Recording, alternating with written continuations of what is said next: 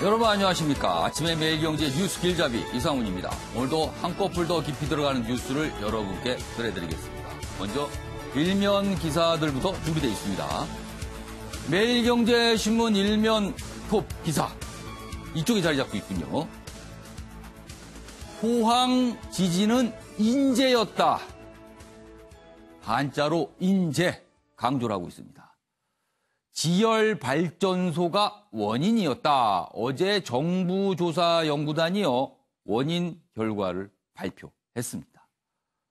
그런데요 내용이 이렇습니다. 지열발전소, 인간이 만든 지열발전소가 이유였다.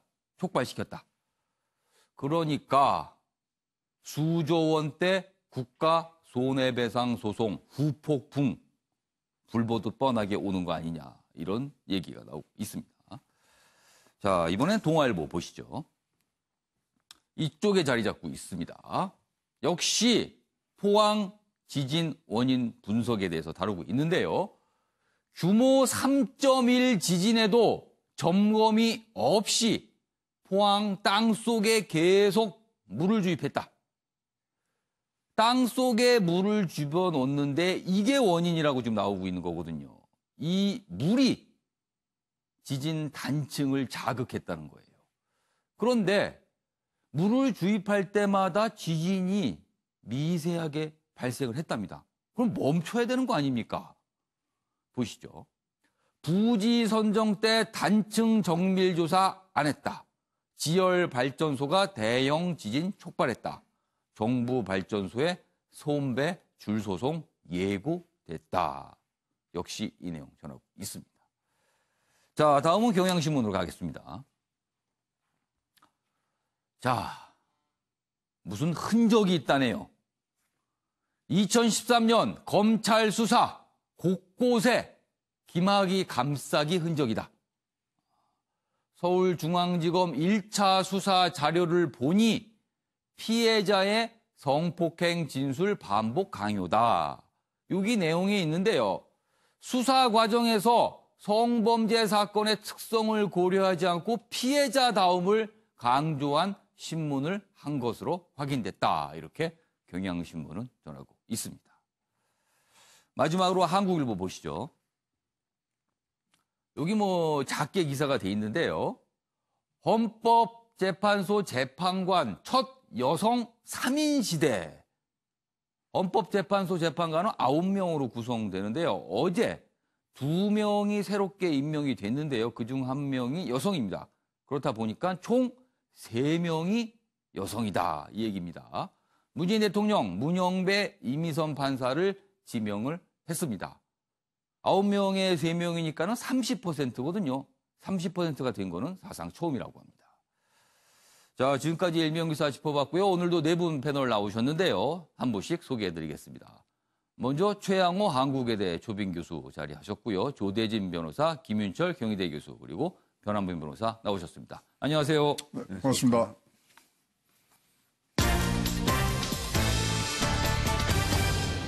오늘 다룰 뉴스의 핵심을 정리한 아침을 여는 키워드 4가지 네모상자에 들어 있습니다. 첫 번째 키워드, 알고 보니 인재였다.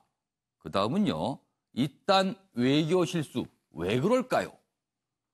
부실 수사의 흔적들. 마지막 키워드는요, 비판 연설하자 집단 퇴장. 어제 국회에서 있었던 모습입니다. 자, 그럼요, 첫 번째 이슈는요, 포항 지진에 대한 분석. 어제 발표된 내용 좀 깊게 다뤄보겠습니다. 첫 번째 기사는 이렇게 돼 있습니다. 지열 발전소 굴착을 했고 물을 주입합니다. 그러자 이딴 미소 지진, 그러니까 작은 규모의 지진, 규모 2.0 미만입니다. 이게 반복해서 일어났어요. 그리고는 포항 지진 촉발했다. 포항 지진은 규모가 5.4입니다. 여기 보시죠. 2016년에서 2017년 총 96회 자연 유발 지진 아닌 촉발 지진이다. 이렇게 돼 있고요. 2016년 경주 지진과는 거리가 너무 멀어서 연관성은 낮다. 일단 경주 지진과는 관련이 없어 보인다는 건데 포항 지진에는 촉발을 시킨 거다 이렇게 돼 있어요. 간단하게 뭐 여러 가지 좀 전문 용어가 많기 때문에 조금 어려울 수 있지만요. 아주 간략하게 얘기하면 이렇습니다. 지열 발전을 하려고 땅 속에 구멍을 뚫었고 거기다 물을 주입합니다. 그런데 그 물이 흘러 들어가면서 압력을 일으키겠죠. 그리고는 지진 단층을 자극했고요. 포항 지진을 촉발한 겁니다. 그 내용을 다루고 있습니다. 관련 기사 하나 더 있는데요. 마저 보시죠. 지열발전소 만들면서 지진 위험 단층이 있는지 조사도 안 했다. 이거 위험한 건데요. 조사를 하고 그러면 여기는 아니다 싶으면 하지 말아야 되고 다른 곳으로 가든지 이래야 되는데 지진 위험 단층이 있는지 조사도 안 했다. 이렇게 돼 있습니다. 여기도 설명이 좀 돼 있습니다. 발전소 물 단층면에 주입되면서 비 오는 날 자동차 타이어가 밀리듯 지층이 밀리며 작은 지진 누적 끝에 큰 지진이 촉발됐다. 이렇게 돼 있습니다. 일단 문제가 있었던 겁니다. 지진이 일어났으면은 막던지 그만두던지 해야 되는데 그냥 간 겁니다. 이것도요, 지금 이 정도 드러난 것만 갖고는 충분히 설명이 안 되는 것 같기도 합니다. 자, 그러면요. 어제 정부 조사연구단이 발표를 했는데요. 그 모습 영상으로 들어보겠습니다. 보시죠. 굴착 시 발생한 이수 누출과 PX2를 통해 높은 압력으로 주입한 물에 의해 확산된 공급압이 시간의 경과에 따라 결과적으로 그 영향이 포항 지진이 촉발되었다. 감사합니다.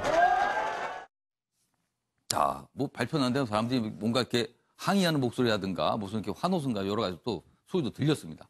최영하 교수님. 네. 기사 오늘 나온 거 그리고 설명 들어보면요. 결과적으로 이렇습니다. 포항 지진 안 났을 수도 있다는 거 아닙니까, 그럼? 네. 좀 뭐 기사를 보시면 피할 예. 수 있는 기회가 4번 있었다 그랬는데 예. 저는 5번 있었다고 봅니다.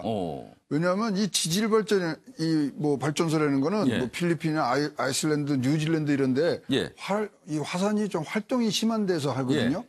그럼 이제 그래서 지열을 이용하는데 거기는 1km만 파도 가능합니다. 근데 이걸 4km나 파서 4km나 파서 하는 데는 위험성과 이게 굉장히 크다고 그 당시에도 그거 갖고 논란이 굉장히 많았어요. 그래서 막을 수 있는 이 기회가 저는 5번 있었다고 생각하거든요. 처음부터 무리하게 4km씩을 파고 가는 것을 무리하게 진행한 것이 단초가 됐고요. 예. 지금 보시듯이 그런 전조가 나왔는데도 불구하고 예. 계속 물을 집어넣고 또 뭐 거기에 이제 이수라고 해서 물을 먹은 예. 진흙들이 흘러다니는 것까지 예. 발견했는데도 안 되고 지금 이제 일단은 넥스지오라는 그런 이제 전문 업체가 붙어서 시행사 역할을 하고 시공사 역할을 하고 지금 예. 발전 운영을 하고 있습니다만은 거기도 뭐 정부와 같이 지금 민간 합동을 하다 보니까 굉장히 뭐 압박을 받고 빨리 성과를 내야 되는데 예. 그러한 면들 그래서 지금 인재라고 표현하신 건 너무 잘 표현하신 것 같습니다. 사람의 판단이었습니다. 지진이요. 사람 때문에 났다는 얘기는 제가 지금까지 좀 과문해서 그런지 처음 들어봅니다. 이런 일이 있었다라는 걸. 지진은 원래 자연재해, 자연재난으로 알고 있는데 사람이 유발을 했다. 촉발을 시켰다. 이 얘기거든요. 아까 뭐 막을 기회가 몇 차례 있었다는데 그 기사도 여기 있습니다. 좀 보시죠. 기사 좀 바꿔주십시오. 여기 있습니다. 포항 지진 피할 수 있는 기회 4번 있었다. 전문가가 이렇게 분석을 한 겁니다.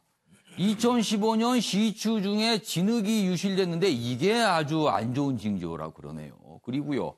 2016년 그리고 2017년 초까지 지진이 발생을 했는데 물을 주입하면 지진이 발생을 했어요. 그리고 규모 3.1까지 나왔거든요. 그런데도 무시하고 그냥 갔다는 겁니다. 자, 김시열 교수님. 네. 무시할 걸 무시해야 되는 거 아닙니까? 그렇죠. 이게 지금 예전에 우리 예. 챌린저의 비극 기억나실 거예요. 예. 발사된 지 얼마 몇 초 안 있다가 이제 폭파해가지고 그렇죠. 이 미국의 우주 탐사 계획이 굉장히 이제 변경을 가져온 큰 사건이었거든요. 많은 사람들이 올라가다 폭발한 거 뭐 네. 거의 경악을 했으니까. 경악을 했죠. 예. 그러니까 그게 결국 왜 그랬냐, 이제 예. 저 리처드 파인만이라고 노벨 물리학상을 받은 학자가 이제 조사단장을 해가지고 예. 규명을 했는데 예. 결국 돈이었습니다, 그게. 돈이요. 그러니까 이게 이제 그 발사하면 안 되는 부품이 얼 가능성이 있어서 발사하면 안 되는 이제 이 추운 때 예. 이 기업이 이제 또 이게 사업을 계속 막기 위해서는 발사에 성공해야 된다는 조급함 때문에 무리해서 발사를 강행한 거예요. 그러니까 예. 이게 이제 결국 돈 또 그 사업을 주관하는 부처는 또 이제 사업 예산을 확보하기 위해서 무리하게 강행을 했고 이제 이런 식의 이해관계 문제가 지금 우리 포항 지진에서도 산업부와 이 기업 간에 이제 이거 계속 경고를 했는데도 불구하고 계속 그냥 강행을 했다고 그러지 않습니까? 이게 주무부처가 산업부가 되는 거죠. 예. 그래서 이런 이제 부처와 기업 간의 이제 이 관계 문제, 결국 예. 돈이 주도하는 어떤 개발 문제, 이제 이런 것이 이제 자연재해를 가져오는 거죠. 이게 예. 지금 이게 이제 이게 교훈을 계속 그러니까 못 얻은 거예요. 그냥 단순하게 이게 무슨 뭐 에너지 개발 뭐 이 예. 문제가 아니고 예. 지금 뭐 모든 나라에서 무리하게 이제 에너지 개발을 하다가 산림도 훼손될 뿐만 아니라 여러 자연재해가 아니라 현재 지금 추세가 인재가 자꾸 늘어나고 있는 상황이거든요. 그러니까 이른바 기존에 쓰던 화력이나 무슨 원전이 아닌 새로운 에너지원, 그렇죠. 신재생 에너지라든가 이런 게 아직 검증이 안 됐다는 거죠. 그렇죠. 물론 이제 새로운 에너지를 이제 개발하고 예. 만들어야 되는 것은 이제 우리 현실이 지금 강제하고 있는 것은 맞습니다만 예. 이 부분 왜 그렇게 하느냐는 거죠. 에너지를 개발하는 것도 다 안전하고 잘 살기 위한 건데 예. 자꾸 이제 그 시장이 만들어지고 돈이 주도하는 방식으로 돼버리면서 오히려 잘 살기 위한 목적이 전도되어 버리는 이런 현실. 이제 그러면서 위험과 안전은 조금 비껴나가고. 뒷전으로 이제 밀어지는 거죠. 그래서 이런 부분들은 이제 단순하게 이제 이 뭐 원인 규명이나 이제 책임 예. 추궁 이 문제를 떠나서 전반적으로 이게 이제 에너지 예. 개발이라고 하는 것의 패러다임이라든지 이걸 어디다가 갖다 놓아야 될지 이제 예. 좀 이런 좀 더 근본적인 문제에서 이 정책 틀을 짜줘야 돼요. 그러지 않으면은 자꾸 이런 부분들이 이제 반복될 것이고 또 그 다음에 현재 이제 이런 예. 이해관계 문제에 관련되어 있는 여러 이제 그 담당자들이라든지 예, 예. 이런 부분들에 대해서 예. 뭔가 이제 변경을 주기는 해야 되겠죠. 자, 포항 지진이 발생한 게 2017년 11월 15일입니다. 그 이후에 많은 피해자분들, 뭐 텐트 생활도 하고 돌아가신 분도 있고 여전히 텐트에 계신 분도 있습니다. 지금 뭐 사진 보면 아직도 저 텐트에서 생활하신 분도 있다 그러는데요. 자, 문제는 피해자가 발생을 했다는 겁니다. 자연재해일 경우에는요, 국가가 나서긴 하지만 어느 정도 보조를 해주는 위치, 이른바 재난지역 설정을 해서 보조해주고 도와주는 위치가 되지만 지금 이처럼 인재로 판명이 된 거죠, 지금? 그렇다면 이거는요, 국가가 그냥 정부가 도와주는 문제로 끝나는 게 아닙니다. 법적인 문제가 발생을 합니다. 그 얘기, 소송 얘기 여기 있습니다. 보시죠. 포항 지진, 정부의 줄소송 예고됐다. 손해배상액이 9조 원에 달할 수도 있다. 10조에 육박을 하는 겁니다. 일단 추정치가요.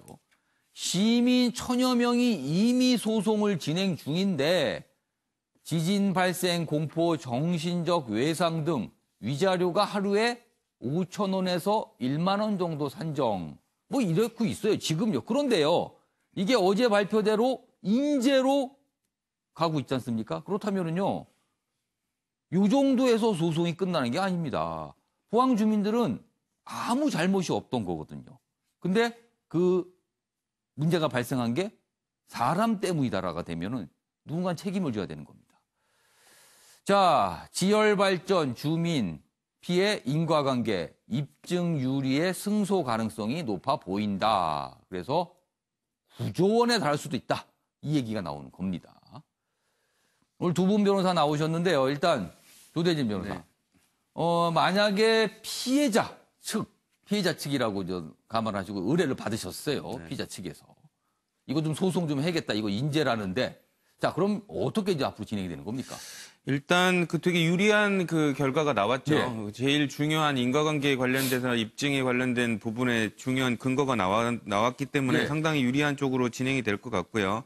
그 조사 결과에 관련해서 정부의 책임이 어느 정도 있는지 그리고 이 사건 발생이 이 지진이 예. 지열 발전소 때문이라는 그 개연성을 확인된 거기 때문에 예.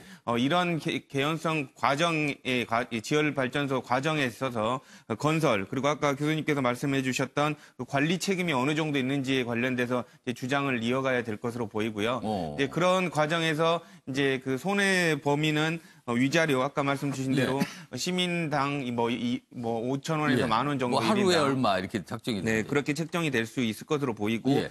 그리고 이제 또 이 지진으로 인해서 포항이 되게 살기 어려운 도시인 것처럼 지금 인지가 예. 돼버렸거든요. 그래서 예. 땅값도 많이 떨어졌기 예. 때문에 이런 땅값 같은 경우는 이제 감정을 통해 가지고 얼마만큼 떨어졌는지 집가 하락분. 집가 하락분에 관련된 부분도 청구를 하게 되면 예. 뭐 사실상 포항 시민들 거의 대부분이 참여할 가능성이 높아 보이기 때문에 뭐 수조 원대까지 이를 가능성도 있어 보입니다. 사실 지진을 겪어보신 분들은요, 그 공포감은 어떻게 표현할 방법이 없다라고 말씀들을 하십니다. 네. 그 순간적으로 흔들려오는 그 떨림에 대해서 엄청난 공포라고 얘기들을 하세요. 그러면 분명히 이건 정신적인 충격이 있었다는 건데요. 자, 변호범 변호사. 이런 가운데 어제 이제 발표 내용 중에서 주목을 끄는 거는요, 지진을 설명하면서 촉발했다는 표현을 강조했어요. 그러니까 유발을 했다라가 아니라 촉발을 했다. 일단 그 표현의 차이가 좀 있고요. 예, 그렇죠. 촉발이란 표현은 인재긴 한데 책임을 일부만 좀 설명한 것이다. 네. 인정한 것이다. 예. 뭐 이런 또 설명이 있는데 이 내용 좀 자세히 소개해 이제 주시죠. 앞서 조 변호사님께서 잘 예. 청구에 대해서는 정리를 해주셨는데 제가 조심스럽게 결과를 예측해 본다면 그 피해자들이 청구하는 금액에 있어서 한 10에서 20% 정도로 상당히 제한되지 않을까 생각합니다. 그러니까 왜냐하면은 그러니까 유발 지진과 촉발 지진이 뭐냐면은 유발 지진이라는 것은 물을 투입해서 지진이 발생을 했다라는 게 유발 지진이고 촉발 지진은 물을 투입해서 그것이 큰 지진에 영향을 끼쳤다. 하나의 원인이 됐다. 원인 중에 하나다라는 얘기거든요. 그러니까 이게 어떻게 된 겁니까? 그럼 유발은 아예 물을 그것 투입했기 때문에 일어났다. 그렇죠. 물을 그것 투입했기 때문에 지진이 발생했다면 유발 지진이 되는 것이고 촉발은? 조 변호사님 말씀처럼 충분히 인정이 될 수가 있는데 촉발 지진은 물을 투입한 것이 지진이 발생하게 된 여러 원인 중에 하나다라는 겁니다. 그러니까 자극을 준 거다. 그렇죠. 그 정도다. 예. 그러니까 일종의 방아쇠 역할을 했던 건데, 그러니까 지금 국제적으로 알려진 연구 결과에 의하면 물을 투입해서 지진이 발생하는 것은 보통 2.0 정도로 보고 있고요. 최대로 봤을 때도 3.0을 넘지 않는다라는 규모가? 거 지진 알려지고 규모로 있습니다. 봤을 때? 리터 규모로 봤을 때 2.0에서 최대 3.0을 넘지 않는 지진이 예. 발생을 한다고 알려져 있는데. 이번에 포항에서 5.4 리터 규모 5.4지 발생했던 것은 이것은 단순히 물을 투입해서만 그런 것이 아니라 그 전에 알지 못했던 다른 단층을 건드렸었던 것이고 다른 이유가 있었다. 그렇죠. 예. 있을 수도 있다라는 만약에 거네요. 그럼 이제 기사에 봤듯이 단층의 존재에 대해서 전혀 제대로 알지 못했고 조사조차 하지 않았다라고 한다면 네. 조금 더 이제 인과관계에 있어서 입증에 유리할 수가 있는데 그 당시 기술로 봤을 때 지하 4km에 있는 단층을 속속들이 아는 것은 곤란하다. 그 당시 과학기술에 의할 때 사실 정부에서도 포항에 지열 발전을 지으면서 예. 단층이 그 정도는 없었던 걸 알았기 때문에 예. 지었던 것이거든요. 경주 지진만 하더라도 그 당시엔 알려지지 않았던 양산 단층이 활성화되면서 지진이 발생했다고 지금 알려지고 있습니다. 그 지하 속에 있는 거 우리가 다 알 수는 없습니다. 예. 그렇기 때문에 국가에서 충분히 조사를 했는데도 불구하고 단층의 존재를 다 알지 못했고 그래서 충분히 입증을 다 충분히 주의를 기울였다고 한다라면 비록 물을 투입해서 2.0 정도의 지진을 낼 수는 있지만 그것이 5.4까지 확대된 거에 있어서는 국가의 잘못을 하는 데서 좀 제한할 필요가 있다. 저는 법원에서 그렇게 좀 제한하지 않을까 싶습니다. 그렇게 연구조사단도 정부하고 발전소, 이제 지열발전 측에서는 그런 부분을 내서 주장을 하겠네요. 그러니까 어제 연구조사단에서도 유발 지진이라고 볼 수는 없고 촉발 지진으로 봐야 될 것이다. 그리고 정부의 관계자도 배상의 범위에 있어서는 일단 법원의 판단을 따르겠다라고 말한 것으로 봤을 때는 이러한 기술적인 사항을 검토해서 정부가 책임을 지는 것은 맞지만 예. 일부에 있어서 한정을 해야 되는데 그것은 법원에서 좀 더 과학적인 자료를 가지고 판단해 줄 것이라 믿는다. 그렇게 아마 좀 뉘앙스를 풍긴 것 최영학 같습니다. 교수님. 그러니까 정부가 뭔가 책임이 있는 것 같긴 한데 그 책임의 범위를 어디까지 볼 거냐. 이 다툼이겠네요, 그러면. 그죠. 예. 뭐 지금 이제 그러면 시행사하고 같이 해야 되는데 시행사 넥스지원은 사실 지금 법정 관리 들어가 있거든요. 그러니까 사실 이제 뭐 어떤 결과가 나오든지 일단 정부가 뭐 전체를 책임져야 되는 부분인데 스위스 바젤에서 예. 유사한 사건이 있었답니다. 아. 그래갖고 이제 시출을 하니까 거기서 지진이 일어난 예. 사건인데 당시에는 시행사가 보험에 가입을 해 있었고 아. 보험금 내에서 102억 원 정도를 주민들에게 그때 보상금으로 지진이 발생을 했으니까. 그때는 지진이 규모가 얼마나 됐다고 그러나요? 그때는 뭐 2.4, 2.5였답니다. 크진 않았군요. 예, 뭐 그런 다른 사례가 있기 때문에 지금 뭐 변변호 선생님이 말한 것처럼 이게 이렇게 뭐 수조 원대로 갈 수도 있지만 굉장히 축소될 수도 있는 개연성이 아직도 남아 있는 걸로 보여집니다. 이 사안에 대한 법적 다툼 꽤 치열하게 벌어질 수 있을 것 같습니다. 알겠습니다. 뭐 지진 얘기는 이 정도로 하고요. 국회에서 있었던 몇 가지 모습 지금부터 좀 짚어보겠습니다. 첫 번째 기사 보시죠. 동아일보 기사인데요. 어제 국회 본회의장에서 있었던 모습입니다. 윤소아 정의당 원내대표가 국회에서 어제 본회의장에서 연설을 했어요. 그런데 이렇습니다. 윤소아 비판 연설에 한국당 의원들 집단 퇴장했다. 이렇게 돼 있습니다. 선거제 개편 반대하는 거는 국민을 무시하는 거다. 라면서 이제 한국당에 대해서 그리고 나경원 원내대표에 대해서 막 비판을 하는 내용을 연설합니다. 그러자 한국당 의원들이 집단 퇴장을 했어요. 나가버렸습니다. 회의장에서. 그러자 민주당 의원들도 야유를 보냅니다. 우리 국회 모습입니다. 이게. 여기 내용이 좀 자세히 돼 있어요.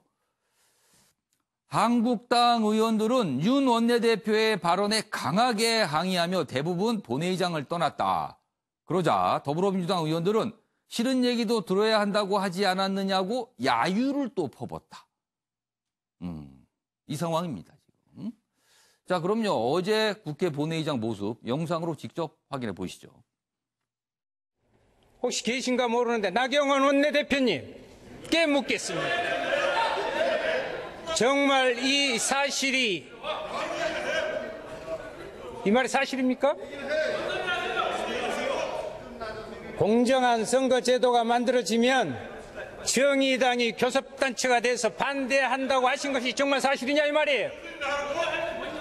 정의당과 정개특위 심상정 위원장을 공격하는 데 혈안이 되어 있는 이유가 바로 이것이었습니까?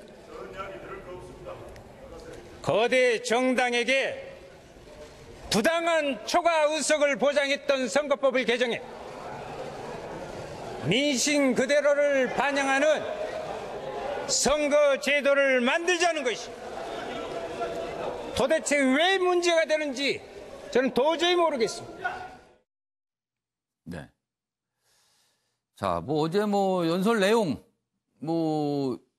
그거에 대해서는 굳이 다루지 않겠습니다. 일단 국회 모습만 저희가 좀 다루겠습니다. 김수일 교수님. 네. 연설 내용에서 여러 가지 얘기 이제 비판 발언이었어요. 그러자 이제 의원들이 나가고요. 나경원 원내대표가 이게 손짓하면서 나오라 하면서 이제 쭉 나갑니다. 퇴장을 하는 모습입니다. 그런데 좀 생각해 볼 것이요. 지난 12일 나경원 원내대표가 교섭단체 대표 연설을 할 때 사실 민주당 쪽에서 고성을 지르면서 사실 방해를 한 모습이었어요. 항의를 하고. 그때 나경원 원내대표가 연설을 끝까지 들어달라 이렇게 얘기했습니다. 그것도 비판 연설이었어요. 들어달라. 그런데 그렇게 얘기를 한 한국당이었는데 어제 또 본인들이 듣기 싫은 소리가 나오니까 나가버렸어요. 이건 또 어떻게 좀 이해해야 될까? 보복 행위한 거죠. 보복이요? 근데 이제 이게 제가 좀 예. 이 국회 개혁 부분 이제 논의할 때 예. 이제 저런 행태에 대한 이야기들이 이제 많이 나옵니다만 예.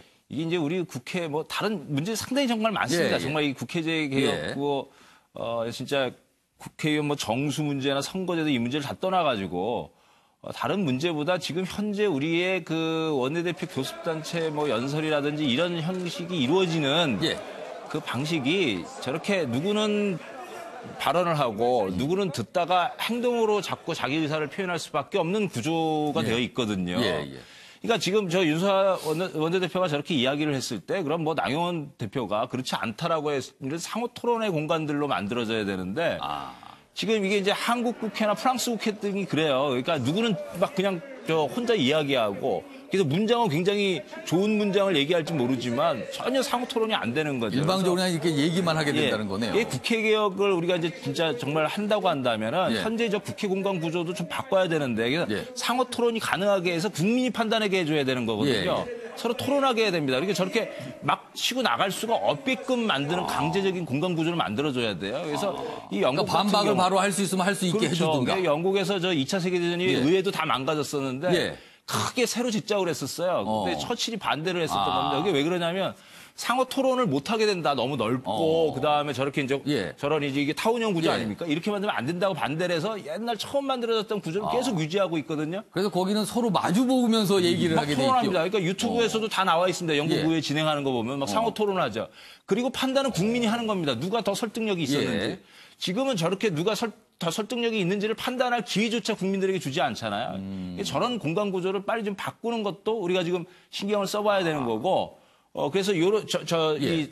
뭐 일단은 언론이 예. 저런 토론 내용들이 왜 이제 나갔는지 예. 뭐 이런 걸 이제 잘 비추어줘서 예. 저런 액션 자체보다는 예. 그들이 주장하고 지지하는 정책 자체의 좀 내용을 중심으로 해가지고 국민들한테 소개해주는 그런 현재적으로는 이제 그게 좀 많이 필요하겠다 생각이 들죠. 언론도 내용을 좀 주목하고 싶습니다. 그런데요, 내용보다는 행동이 너무나 두드러지기 때문에 그것부터 보게 되는 게 또 사실입니다.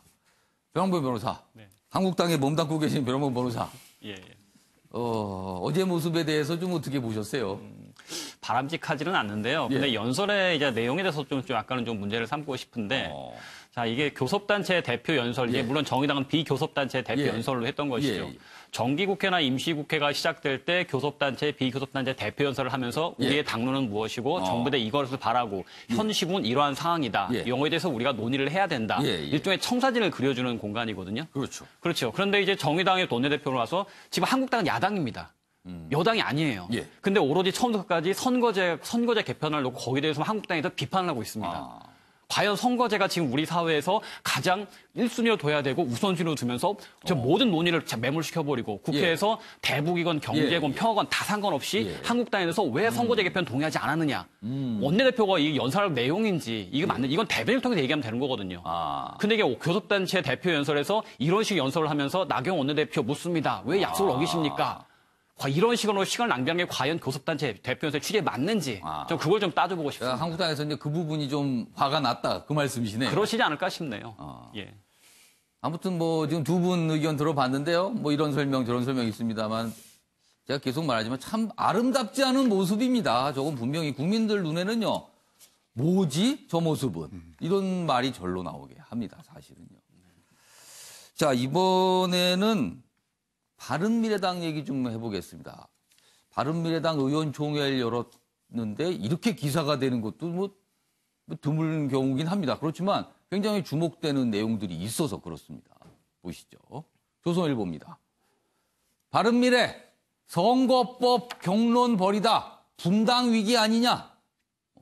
조선일보는 분당 위기. 당이 쪼개진다. 뭐 그럴 수도 있다. 이렇게 진단을 했네요. 내용 보시죠.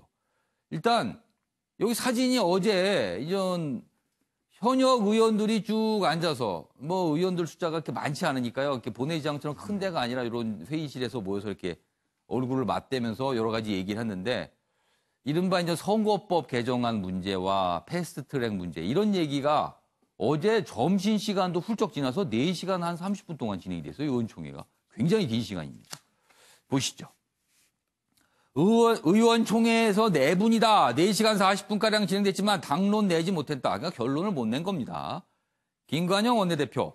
합의 못하면 무기명 투표라도. 그러자 유승민 의원. 숫자 횡포 안 된다. 이거 야당 모든 정당이 선거법에서 합의한 거 아닌데 이거 이렇게 처리하면 안 된다. 이렇게 반대 목소리를 냈어요. 그런데 의원총회가 끝났지만 계파 갈등만 깊어진 거 아니냐. 여야 4당이 추진한 신속처리안건 패스트트랙을 말합니다. 이게 무산되는 거 아니냐. 뭐 이런 얘기도 나오고 있습니다. 자, 이런 내용은요. 기사보다는 눈으로 확인하는 게 더 좋습니다. 어제 모습 바로 보겠습니다. 선거법하고 국회법은 과거에 지금보다도 훨씬 다수당 횡포가 심할 때도 그거는 숫자의 횡포로 결정한 적이 없습니다. 패스트 트랙이라는 것은 결국은 숫자로 하는 겁니다. 결국은 숫자로 하는 거기 때문에 저는 공수처법하고 검경수사권 분리 이 두 가지 법은 국민의 관점에서 충분히 우리 안을 내고 또 패스트 트랙에 태울 수도 있다. 그렇게 생각하지만 선거법은 그거는 그렇게 하면 안 된다. 유승민 의원의 어제 입장을 저랬고요. 여기 화면 좀 보여주시죠. 여기 보면 김관영 원내대표. 선거법 패스트트랙 상정, 당론 수렴 절차 필요가 없는 것이다. 그리고 이미 합의한 내용이다. 뭐 이렇게 나오고 뭐 표결 통해서 결정할 수도 있다. 아무튼 이런 입장입니다. 그래서 맞서고 있습니다, 지금. 그리고 엄격히 말하면 개파란 표현이 적합할지 모르지만 아무튼 같은 당에 있지만 결이 다른 의원들이죠, 지금. 그래서 또 이런 측면의 갈등의 지점도 있는 게 아닌가 분석도 나오고 있습니다. 최영호 교수님. 네. 자, 뭐 바른미래당 어제 내용 서로들 뭐 맞섰는데 그 내용을 여기서 굳이 반복할 필요는 없을 것 같습니다. 가장 큰 관심사 바른미래당 앞으로 어떻게 될 것 같습니까? 자, 숫자로 한번 계산을 해보시자고요. 예. 29명 중에 지금 찬성이 20명, 반대가 9명입니다. 예. 자, 그러면 우리 패스트트랙에 이제 태운이 많은 얘기인데 예. 패스트트랙을 태우려면 본회의나 상임위에서 5분의 3회 이상의 찬성을 얻어야 돼요. 본회의에서는 안 됩니다. 예. 이 숫자를 해도 178명을 채우기가 굉장히 예. 지금 힘들고요. 예. 그러면 이제 정치개혁특위 그쪽으로 내려가야 되는데 예. 정치개혁특위가 지금 18명으로 구성했는데 민주당 8명, 예. 그다음에 한국당 6명으로 바른미래당이 예. 2명이에요. 2명 중에 1명만 예. 찬성을 하면 예. 패스트트랙을 갑니다. 그럼 2명 중에 1명이 누가 될지 모르지만 찬성을 했다는 이 그 전제를 예. 놓고 했을 때 저러면 분당됩니다. 저러면 깨질 수밖에 없습니다. 한쪽의 의견이 담아져서 이게 패스트트랙으로 가서 가버리면. 이제 예, 쭉 밀고 가면 예. 그래서 지금 그것을 막기 위한 지금 내부에서의 그런 이제 예. 소위 말하는 선제적인 방어들을 많이 예. 하시는 것 같은데 그래서 유승민 의원도 지금 그런 얘기 하시는 게 예. 일단은 분당을 막기 위한 이 대안들을 지금 많이들 내놓고 계시기 때문에 그 숫자의 싸움에 지금 사실 양쪽 다 굉장히 지금 민감해 있는 그런 상황이라고 보시면 되겠습니다. 최영희 교수님께서 분석을 해주셨는데 제가 드린 질문은 그래서 어떻게 될 거로 보시냐는 거죠. 그래서 패스트트랙에 예. 되면 분당, 패스트트랙 안 가면 그래도 협의하는 그럼 과정을 패스트트랙을 갈 것 같습니까? 안 갈 것 같습니까? 그 둘 중에 하나가 지금 어떤 생각을 가졌는지 이제 취재를 해봐야죠. 제가 3번 질문을 드렸는데 3번 다 결정적인 답변을 안 하시고 피해 가셨습니다. 그럼 똑같은 질문을 옆에 계신 조대진 변호사께 드려볼게요. 그러면 바른미래당 이거 앞으로 어떻게 될 것 같습니까? 다른 당이기 때문에 평론하기가 예. 참 쉽지 않은데요. 예. 국민의 한 사람으로서 보기에는 대부분의 국민들도 그렇게 예. 보이지 않을까라고 싶은데요. 예. 저는 이제 분당이 되지 않을까. 이게 분당을 위한 서곡이다라고 이렇게 생각이 지금 됩니다. 조짐이. 예. 왜냐하면 처음부터 성격이 맞지 않는 세상에 색깔이 다른 그 정당이 지금 합쳐지지 않았습니까? 보수도 아니고 진보도 아닌 어정쩡한 스탠스를 갖고 있는 이 정당이. 그 이념을 어디에 설정하는 건가를 놓고도 꽤 오랫동안 갈등이 있었어요. 그렇죠. 그러니까 소위 말하면 그 당에 예. 있는 당 목표도 예. 정확하게 설정을 하는 데 있어서 예. 부딪히는 게 많은데 어떻게 보면 분당은 좀 어쩔 수 없는 과정이라고 보여지고요. 예. 그러한 과정에서 이제는 이제 서로 생각이 달랐던 사람들이 이제는 갈라설 때가 왔다라고 해서 이 패스트트랙 관련된 부분을 서곡처럼 이제 내세운 거 아니냐라고 생각이 되고 저는 이거를 계기로 해서 당내 이렇게 반발 그리고 예. 갈등이 되게 심해진 다음에 예. 결국에는 서로 갈라서지 않을까 싶습니다. 그 갈라선다라는 거는 누군가 당을 나가는 거잖아요. 그렇죠. 그럼 어느 쪽이 나가는 겁니까? 아마 그 적은 쪽이 아마 나가게 되지 않을까 싶고요. 그리고 사실상 바른미래당 같은 경우는 분당이 되면 예. 둘 다 소수 의원들만의 그 집합체가 돼버리기 때문에 예. 사실상 누가 나가느냐는 별로 큰 의미가 없게 돼버릴 가능성이 높습니다. 근데요, 아까 말씀드린 게 20명, 9명 얘기했잖아요. 예. 반대가 9명이단 말이죠. 그렇죠. 지금 그 패스트트랙에 대해서. 9명이 그럼 나갈 개연성이 많잖아요. 예. 그럼 여기 20명이 남죠. 예. 아직도 교섭단체입니다. 20명이니까. 네. 그래서 분당에 얘기가 나오면 급속히 진행될 수 있다는 그런 개연성이 있습니다. 선거법이라는 다른 사안, 다른 정당과도 관련된 사안이 바른미래당에 들어가서 지금 당에 내분, 내홍을 일으키고 있다. 요 모습입니다. 어제 이제 두 가지 국회 모습 저희가 봤습니다. 어떻게 생각하십니까? 순서를 진행해 보겠습니다. 도대체 왜라는 질문에 답을 찾아보겠습니다. 보시죠.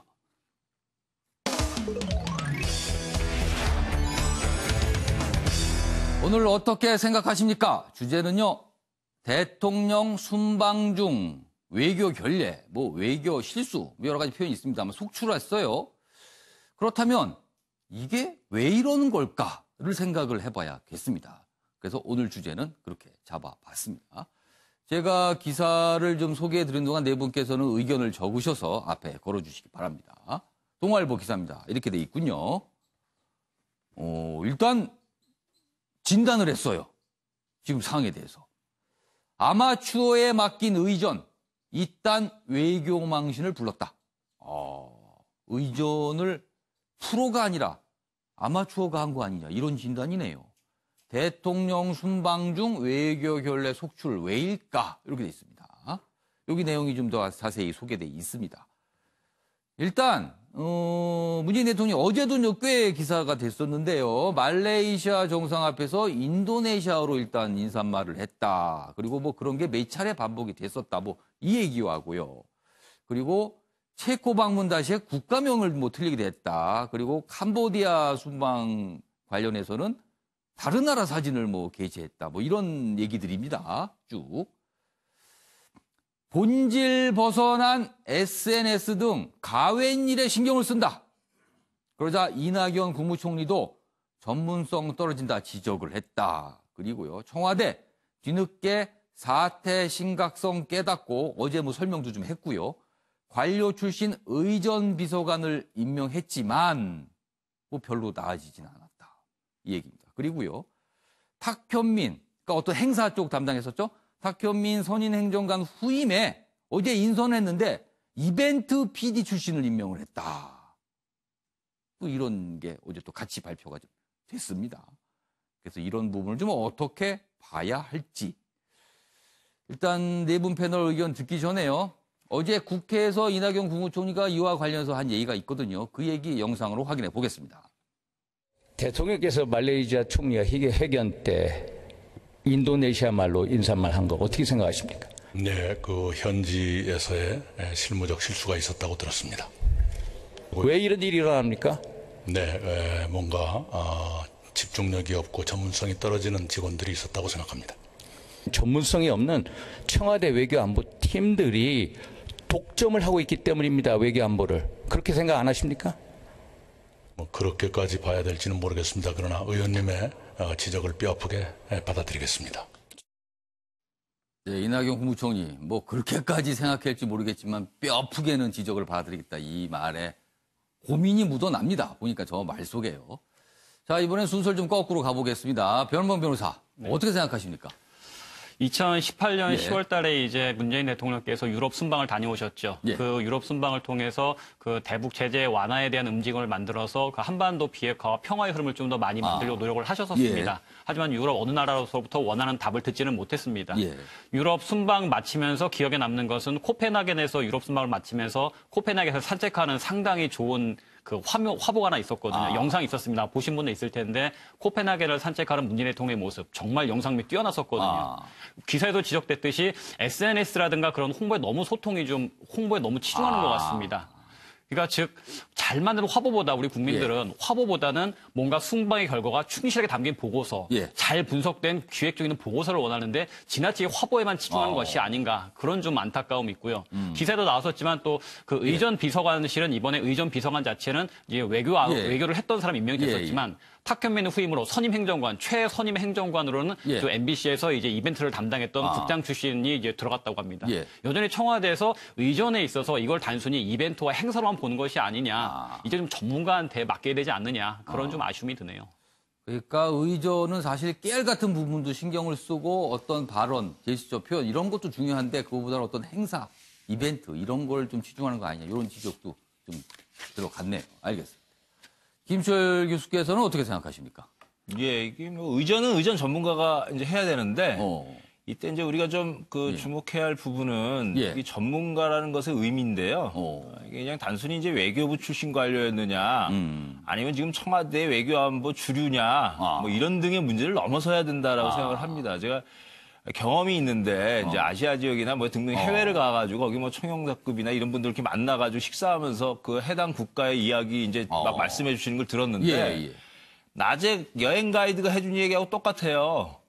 제가 무슨 얘기냐, 이게 우리나라 외교관들이 이렇게 저기 해당 국가에 대한 깊이나 식견이 없나? 이러면서 제가 굉장히 놀랐던 적이. 외교관이 한 설명을 들어봤더니 그게 가이드 설명을 얘기가 벗어나지 똑같습니다. 않더라. 예. 그러니까 제가 무슨 얘기냐.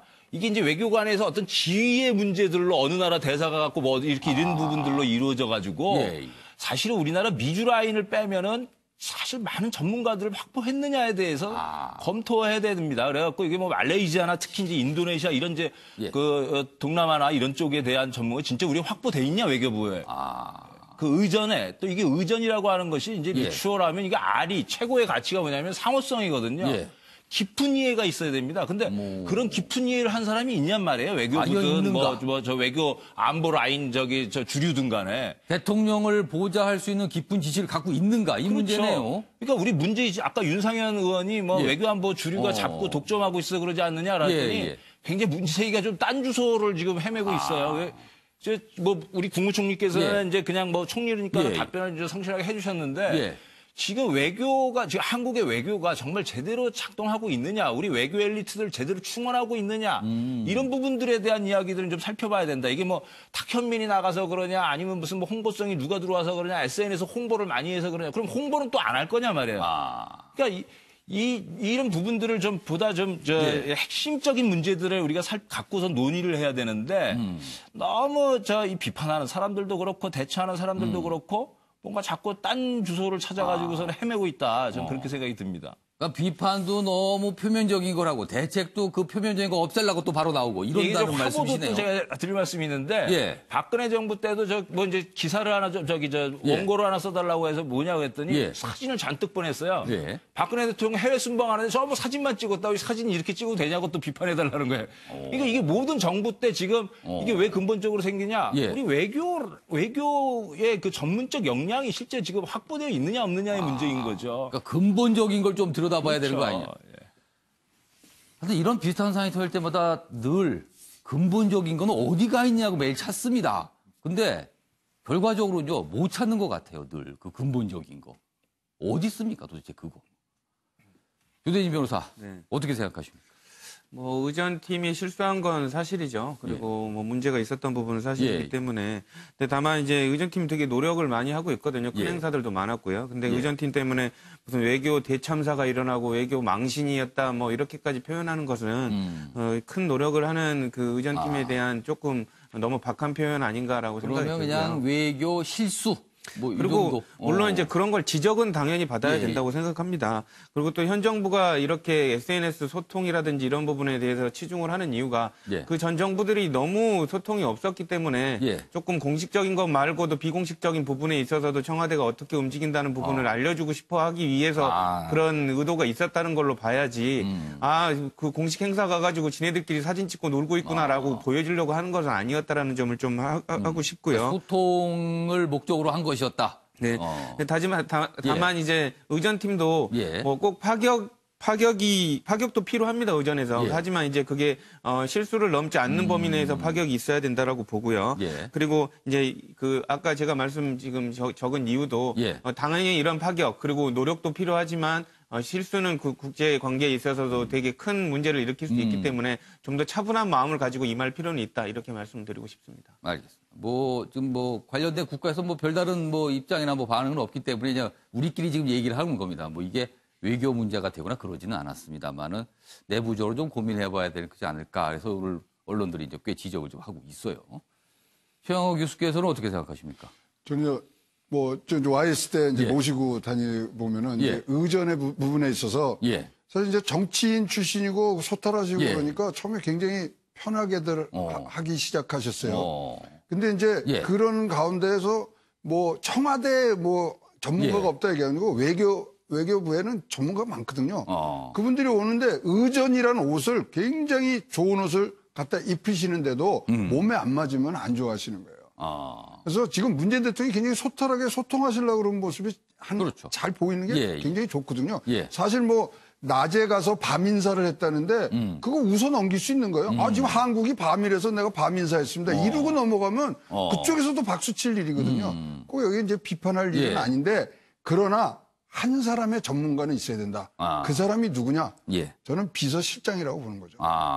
비서실장은 고도의 정치적 판단을 해서 이거를 잡아줘야 되는 상황이고 사실 이번에 책임을 물으려면 비서실장이 해야 되고 예. 의전은 항상 아무리 좋은 옷이라도 예. 입는 사람한테 맞아야 됩니다. 맞게 그거를 재단하고 갖다 드리는 것은 비서실장의 일이라고 생각을 합니다. 이제 비서실장이 좀 더 고민을 좀 해야 된다 이 말씀이시네요. 더 열심히 해야 되죠. 더 열심히 해라. 네. 당부를 말씀하셨습니다. 아무튼 외교 굉장히 중요하죠. 그리고 많은 것이 녹아 있습니다. 그리고 사소한 게 때로는 오해를 불러일으키도 있죠. 그래서 아주 신중하게 그리고 꼼꼼하게. 뭐 전문가분들 그렇게 말씀하시거든요. 제 얘기가 아니고요. 전문가분들이 그렇게 외교를 정의하신다. 이 말씀을 좀 참고로 말씀드리겠습니다. 이제 사회 분야 기사인데요. 버닝썬, 뭐 승리, 뭐 관련된 내용인데 YG 기획사죠. 거대한 K-팝을 이끌고 있는 기획사입니다. YG 얘기가 나왔습니다. 보시죠. 기사가 지금 위아래 두 개가 준비되어 있는데 하나씩 보겠습니다. 여기부터 좀 봐주시죠. YG 겨눈 국세청 전격 세무조사 착수 이렇게 돼 있습니다. 세금 문제가 뭔가 수상하다는 거죠. 승리 소속사인 YG의 양현석 대표, 이 양현석 대표가 뭐 실소유 클럽에서 탈루 의혹이 있다. 그래서 세무조사가 들어갔습니다. 그리고요, 또 다른 클럽 아레나, 이 아레나의 실소유주로 알려진 강모 씨도 조세 포탈 혐의로 국세청에서 경찰에 고발을 했습니다. 버닝썬에서 시작된 문제가 인전 세금 문제, 탈세 문제로 넘어갔고요. 기획사까지 파장이 미쳤습니다. 이 얘기 일단 좀 따져봐야 될 것이 있는 게요. 변항범 변호사. 일단 여기 YG가 나왔고요. 그리고 버닝썬에서 시작이 된 거예요. 그리고 또 아레나가 나왔습니다. 그럼 일단 궁금한 것이요. 버닝썬하고 아레나는 무슨 관련이 있습니까? 둘 다 클럽인 거는 제가 알겠습니다. 예, 관련이 있다라기보다는 이제 예. 그 가장 큰 강남의 대형 클럽이기 때문에 비슷한 유형의 탈세가 이루어지지 않았겠느냐라고 예. 보고 있는 것이겠죠. 그러니까 버닝썬 클럽에서 시작됐던 폭력 사건이 점점 커지고 있는 상황인데 아레나에서 이제 대규모 탈세 정황이 드러나면서 또한 유사했던 그 대규모 클럽이었던 버닝썬에도 이제 조사를 시작했던 것 같습니다. 예. 그러니까 통상이 5년에 한 번씩 정기조사가 되는데 이번에 이제 특별 세무조사로 보이고요. 또 기사를 찾아보니까 국세청 조사 사국에서 조사를 시작했다고 얘기를 하더라고요. 국세청 조사 사국은 그러니까 예전에 대기업의 대검찰청 중수부라고 보시면 됩니다. 특별히 좀 상당히 강도 높은 조사를 하기 때문에. 제가 알기로는 서울국세청 조사 사국은요. 기업 저승사자. 그렇죠. 한번 움직이면 예. 진짜 어마어마하다. 뭐 거기는 이렇게 제가 알고 있습니다. 하명에 의한 감사만 진행할 정도로 세무조사를 진행할 정도로 상당히 발군의 실력과 무서운 곳인데 일단 한번 손을 대면 뭔가 나온다. 예, 이쪽에서 이제 들어갔기 때문에 이게 YG에서도 상당한 규모의 그 타격이 있지 않을까 싶네요. 속속들이 들여다볼 것이기 그러니까 지금 세무조사가 지금 뭐 클럽 관련해서 뭐 처음에 얘기 나오지만 저 정도 선에서 끝날 것인가 이 부분도 사실 관심사예요. 네. 예. 자, 그런 가운데 빅뱅의 멤버 YG가 빅뱅의 기획사죠. 그 빅뱅의 멤버 승리 씨 얘기 계속 나옵니다. 여기 보시면 밑에 기사 있어요. 승리 경찰 유착 추가 혐의 검토. 그리고요, 계속 논란이 됐었죠. 입영 3개월 연기됐습니다. 드디어 본인이 연기 신청했습니다. 그리고요, 이와 함께 버닝썬의 대표죠.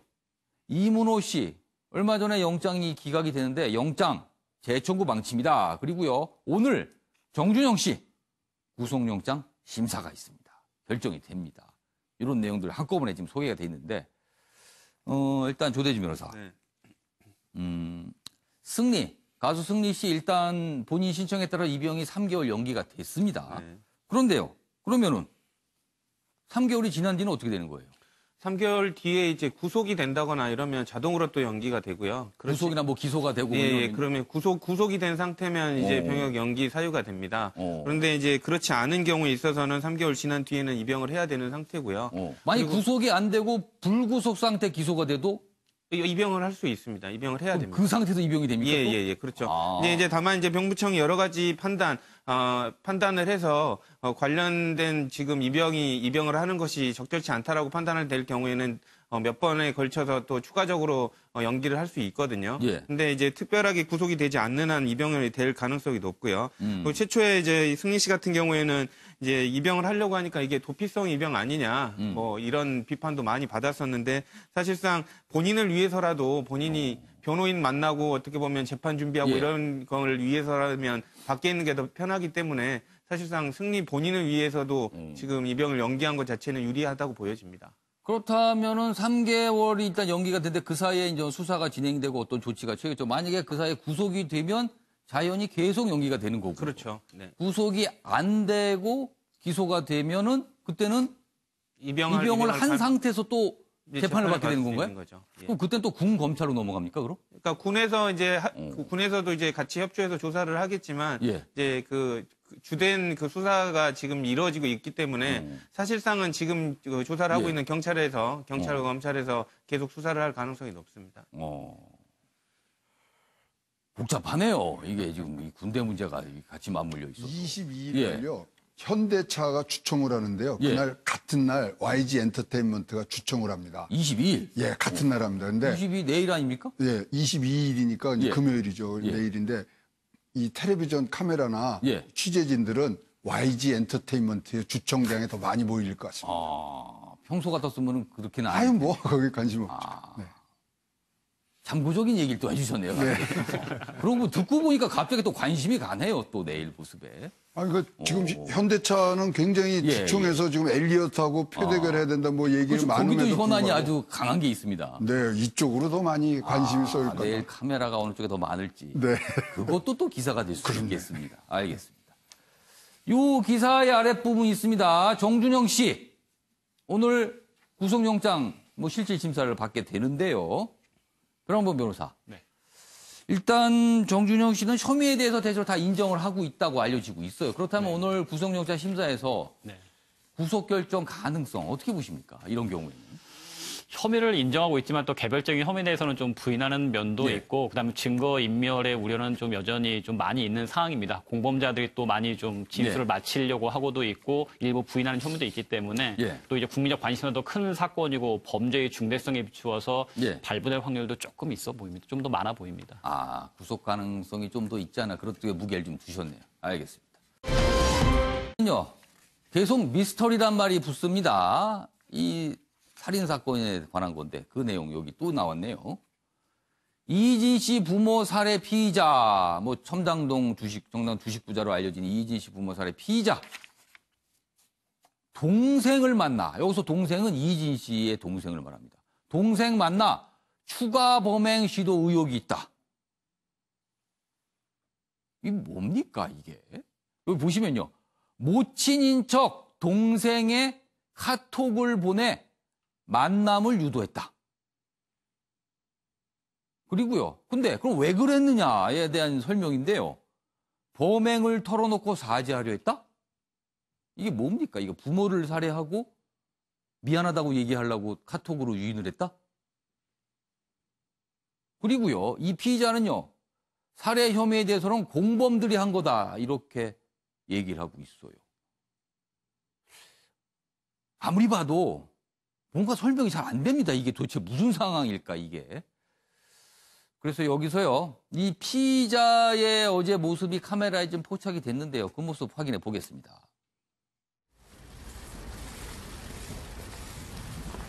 자동차 판매된 5억 원에 대해서 미리 알고 계셨나요? 이진 씨나 피해자들 미리 알고 계셨어요? 범행 후 3주 동안 뭐 하고 계셨습니까? 제가 안 죽였습니다. 피해자들한테 할 말씀 없으세요? 억울합니다. 억울하다고 하셨는데 어떤 점이 억울하신 건가요? 제가 안 죽였습니다. 왜 계획상 범죄였나요? 5억이 있는 건 어떻게 하셨어요? 5억 지금 어디에 있나요? 아니 조사는 본인이 진술을 하겠다고 그래가지고 지금 진술 거부를 하고 있는데 본인이 살해한 거 아니다. 공범들이 한 거다. 근데 그 공범들은 지금 중국에 가 있죠. 도망가 있습니다. 조대진 변호사. 네. 이건 도대체 무슨 상황입니까? 그러니까 그 시청자분들이 보시기에도 그리고 아까 앵커님이 예. 말씀 주시기에도 예. 이게 도대체 무슨 상황이냐 말이 안 되지 않느냐라고 예. 얘기를 했는데 그거는 그 이유는 간단합니다. 예. 거짓말일 가능성이 높기 때문에 말이 안 되는 겁니다. 아, 지어낸 거니까. 그렇죠. 왜냐면 지어내도 좀 이렇게 말이 되게 지어내야지.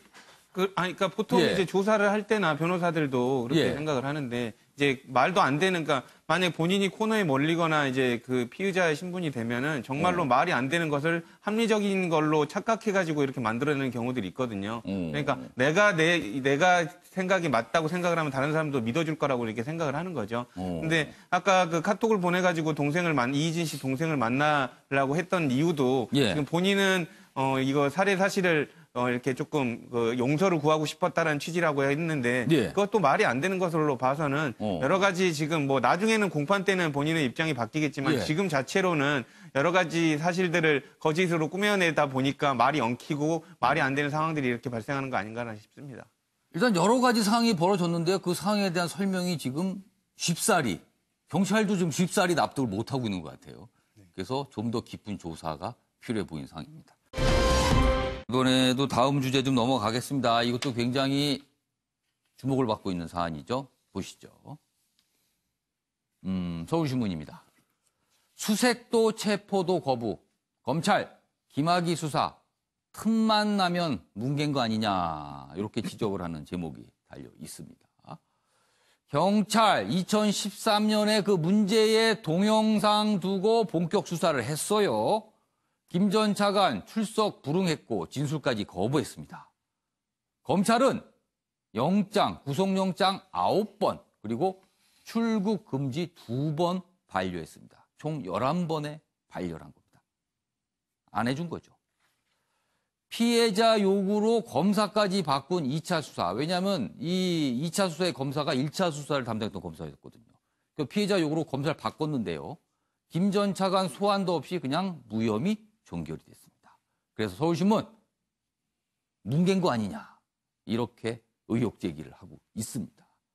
관련 기사 하나 더 보시죠. 이런 상황에서 벌어지고 있는 모습입니다. 김학의 부실 수사 내탁 뒤늦게 치고받는 검찰과 경찰이다. 뭐 비슷한 내용이 여기 설명되어 있습니다. 2013년 사건 담당했던 검사의 설명입니다. 경찰 자료에 피해자 신원은 없고 동영상 촬영 시점도 특정을 못했다. 특수강간 아닌 성매매 사건으로 인식을 했다. 자, 근데 경찰 설명은 또 이래요. 관련 수사 충분히 해서 모든 자료 검찰에 넘겼다. 이렇게 반박을 하고 있습니다. 초동 수사 둘러싸고 진실 공방이 벌어지고 있다.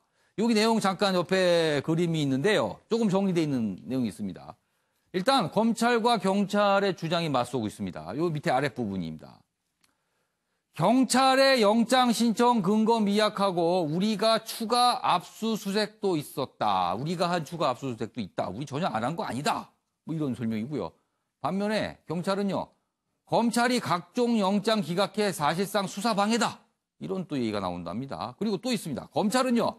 우리가 더 기소하고 싶었다. 봐줄 이유가 없었다. 그런데 경찰은요. 수사팀이 직접적으로 받은 외압은 없었고 뭐 아무튼 검찰에서 저렇게 한 거다. 뭐 이런 내용입니다. 이거. 아니 그러니까 이건요. 예. 뭐 이게 우리가 정치적 공방할 거 하나도 없을 것 같아요. 왜냐하면 예. 특수강간이거든요. 죄명이. 특수강간에서 이 동영상처럼 신빙성이 높은 증거가 지금 어디 있겠습니까? 이 자료가 지금 어디에 가 있는지를 모르는 부분만 파헤치면 그다음에 뭐 내용들은 다 끝날 내용인데 이거 갖고 공방한다는 자체가 저는 뭐 이해가 안 갑니다. 그러니까 지금 뭔가 문제가 불거진 거예요. 그러니까 경찰과 검찰은 우리 책임 아니다. 이 주장들을 하고 있는 거예요. 그러니까 핵심이 그 동영상인데 그게 있니 없니 하는데 그거 어딘가 있겠죠. 그거 왜 없겠어요. 경찰청장은 똘치 보인다. 그리고 넘겨줬다. 이 얘기까지 나왔어요. 이거 이제 그 부분만 잘 우리가 파헤치면 뭐 사건이 뭐 빨리 어떤 결론을 내릴 수 있는 토대는 될 것 같습니다. 김수열 교수님, 조대진 변호사 하신 말씀 있으세요? 저는 이 사건이 김학의 씨를 조사를 하는 건 뭐 당연하고요. 예. 지금 뭐 니탄 네탓 검경이 서로 예. 뭐 이렇게 핑계를 대고 있는데 저는 여기 그 김학의 씨를 수사를 하는 거 말고도 예. 제일 중요한 것은 그 사이에 봐줬던 사람이 분명히 있습니다. 뭔가. 검찰이든 경찰이든 서로는 핑계를 대고 있지만 그 분명히 이유가 아니 땡굴땡 연기가 날 리가 없거든요. 그렇기 때문에 여기에 관련된 자들을 찾아가지고 처벌하는 것이 더 중요하다고 저는 생각합니다. 그러니까 여기서 보면 이제 서울신문 지역처럼 이제 뭉개따라 표현했는데 진짜 뭉갠 건가? 그렇다면 누군가 그게 무슨 이유였었나? 이런 이게 거죠. 보통 이제 저도 변호사고 뭐 변환봉 변호사님도 예. 계시지만 검찰이나 경찰이 한쪽만 수사 의지가 명확하게 있었으면 절대로 뭉개지지가 않습니다. 근데 이제 같이 협조해서 봐줄 부분은 서로 일부분씩 봐줬기 때문에 이렇게 같이 합동 작전으로 이제 뭉개진 거지. 그러니까 본인이 안 봐준 부분에 대해서는 할 말이 있는 겁니다. 그러니까 제가 보기에는 둘 다 책임 회피할 게 아니라 지금 예. 관련된 자들이 분명히 있을 것이기 때문에 예. 이 사람들도 반드시 조사를 해야 된다고 저는 보여집니다. 예. 뭐 김수혁 교수님과 변호변 변호사, 예, 변호변 변호사. 제가 2015년도에 서울지방변호사의 사무총장을 했었습니다. 예. 그때가 이제 정관들이 이제 변호사를 개업하게 되면 제가 심사를 하게 되거든요. 예. 그래서 그 당시에 이 관련된 자료를 한번 다 면밀히 살펴보고 예. 제가 이제 이분은 변호사로서 부적절하다고 등록 거부 의견을 냈었던 적이 있었는데 그 당시에 저는 이제 관련 동영상이라든가 자료들을 다 확인을 했었습니다. 예. 그때 이제 같이 심사했던 분들도 말씀하셨던 것이 도저히 예. 이해가 안 간다. 우리가 보더라도 불기소할 근거가 충분하지 않고 오히려 기소를 해야 될 상황인데 왜 수사가 이런 식으로 흘러가느냐. 말이 안 된다. 라고 의문을 품고 있었는데 제가 사무총장을 하면서 그때처럼 전화를 많이 받았던 적이 없었습니다. 전화를요? 온갖 분들이 김학의 그분이 그러실 분이 아니고 오해가 있으니까 이분에 대해서는 적격으로 변호사를 통과시켜줘라라는 전화를 아마 제 경험상 제일 많이 받았던 것 같습니다. 그러면은 그거를 변호부 변호사께서 그 당시에 약간 압박으로 느끼셨어요? 아니면 그냥 뭐 전화를 한 거다 이 정도로 느끼셨어요? 상당한 압박이었죠. 제가 알고 있던 모든 지인 또 제가 그동안 평소 존경하던 분들이 다 전화해서 이제 그분 자체 김학의 전 차관 자체가 검찰 내에서는 상당히 신망은 두터우시더라고요. 그러니까 온갖 분들이 전화를 해가지고 아니 왜 이상한 여자 말을 듣고 그렇게 검찰로 불기소했는 거 그거를 왜 당신이 그거를 왜 부적격 판단하려고 하느냐 하는데 상당히 좀 힘들었었던. 그럼 그때 담당했던 게 아까 변호사 개업 할 수 있는 여부를 판단해 주는 저는 변호사는 안 된다. 이분은 불기소를 받다 하더라도 우리가 봤을 때는 부적절하다라는 의견을 끝까지 관철을 시켰었는데 가장 힘들었던 기억이 납니다. 그럼 보면 좀 굉장히 중요한 말씀을 하신 것 같아요. 왠지 지금. 엄청 중요한 얘기죠. 그리고 예. 변환봉 그 변호사께서 이제 되게 중대한 판단을 했는데 이 변호사 등록 갖고도 이렇게 압력이 들어오는데 현직 차관이었을 때는 오죽했겠습니까? 그러니까 일단 그거는 뭐 의혹입니다. 의혹이지만 상당히 이유가 있는 의혹이고 거기에 따라 의혹에 따른 결과들이 벌어졌기 때문에 우리는 다시 한번 반드시 수사를 좀 정밀하게 해야 될 필요가 있다고 보여집니다. 아무튼 많은 분들이 지금은 궁금해하고 있습니다. 진짜 뭐가 있었던 것인지요. 자, 다음 기사 보시죠. 이번엔 뭐 이런 일도 다 벌어집니다. 헤어 드라이어가 당신을 훔쳐본다. 이 뭐 트랜스포머입니까? 뭡니까? 이런 얘기가 나세요. 모텔 손님 1,600명 몰카 생중계됐다. 이렇습니다. 1mm 초소형 카메라를 객실 TV 수신기, 콘센트 등에 설치했고요. 7개월간 인터넷 사이트 통해 영상 내보낸 일당 4명이 적발이 됐다. 이렇게 찍어갖고 이걸 인터넷으로 그냥 쭉 보여줬다는 겁니다. 이런 상상도 해내는군요. 이런 상상도. 최영하 교수님. 아니 근데 이게요. 예. 뭐 이제 찍은 사람은 무조건 나쁩니다만 본 사람은 처벌이 안 된다는 거예요. 왜냐하면 저 어린애들 그런 뭐 이런 뭐 잘못된 그런 게 아니고 어른들 그거기 때문에 근데 아니 이거 본 사람도 뭐 제재하는 뭐 수요와 공급을 다 차단할 수 있는 방법을 꼭 찾아내야지. 일단 수요가 많으니까 공급자가 어떤 불법을 통해서도 가는 거 아닌가 그런 생각도 좀 듭니다. 만든 사람뿐만 아니라 본 사람도 좀 어떻게 해야 되는 거 아니냐. 저는 그렇게 생각을 합니다. 알겠습니다. 아무튼 참 이런 일도 벌어지는군요. 마지막 기사 될 것 같은데요. 다음 기사 보시죠. 중앙일보인데요. 최근에 이제 공시지가, 뭐 주택 공시지가 쭉쭉 공개가 되고 있고요. 알려졌습니다. 그런데요. 뒤죽박죽 공시가격 알고 보니 직원 한 명이 하루에 180가구를 산정한다. 엄청 바쁘겠군요. 한 사람이 하루에 이거를 다 계산을 하려면요. 550명 넉 달간 1,339만 가구 조사를 했습니다. 같은 층 작은 평수가 더 높기도 한다. 구체적 계산법 공개를 뭐 이런 요구가 나오고 있는데요.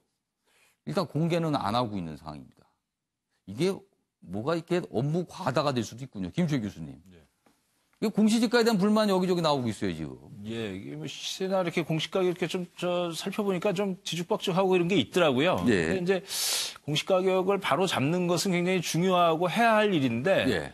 이걸 이렇게 이제 하자라고 했다고 해가지고 막 그냥 막 갑자기 뭐 볶듯이 그냥 갑자기 할 수 있느냐 그런 건 아니다. 좀 차근차근 잘 채비를 해서 하자. 예.